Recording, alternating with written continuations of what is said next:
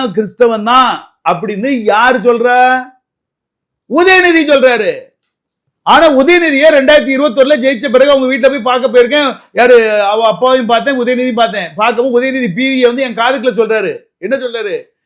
அவங்களுக்கு ஜெபம் பண்றதெல்லாம் பிடிக்காது, நீங்க பிரேயர் பண்ண வேண்டாம். நான் பிரேயர் பண்ண போனேன், சும்மா ஒரு பொக்கை கொடுத்து வாழ்த்து போனேன். ஆனா இந்த வார்த்தையை என்கிட்ட உதயநிதி பிஏ வந்து சொல்றாரு, அவங்களுக்கு ஜெபம் பண்றதெல்லாம் பிடிக்காது, நீங்க பிரேயர் பண்ண வேண்டாம். நான் ஓகே, நான் பிரேயர் பண்ணவே வரல அப்படின்னு. ஆனா அதே வாய் தான் நான் வந்து டான் பாஸ்கோல படிச்சேன், அங்க படிச்சேன், என் ஒய்ஃபு கிறிஸ்டியனு, நான் கிறிஸ்டியனுங்கிறதுல பெருமைப்படுறேன்னு சொல்லிச்சு. அவரு கிறிஸ்துவ சர்ச்சுக்கு போய் ஜெபம் பண்ணுவாரா? தினம் பைபிள் வாசிக்காரா? நான் ராத்திரி படுக்கும்போது ஜெபம் பண்ணிட்டு படுக்காரா? கேளுங்க. கடவுள் மறுப்பாளர். ஆனா விஜய் சர்ச்சுக்கு போவாரு, விஜய் சர்ச்சுக்கு போறாரு, அவரு டெய்லி ப்ரே பண்றாரா, டெய்லி பைபிள் வாசிக்காரு, டெய்லி ஜெபம் பண்றாரு. அது இல்லங்க, இவங்க நாடகம் ஆடுறாங்க. கிறிஸ்தவ ஓட்ட திருடுறதுக்காக நாத்திகரா பிறந்த உதயநிதி நான் கிறிஸ்தவன் சொல்லி பொய் சொல்றாரு. ஆனா கிறிஸ்தவரா பிறந்த இந்த விஜய், ஜோசப் விஜய் ஏன் தன்னை கிறிஸ்தவன் சொல்றதுக்கு பயப்படுறாரு?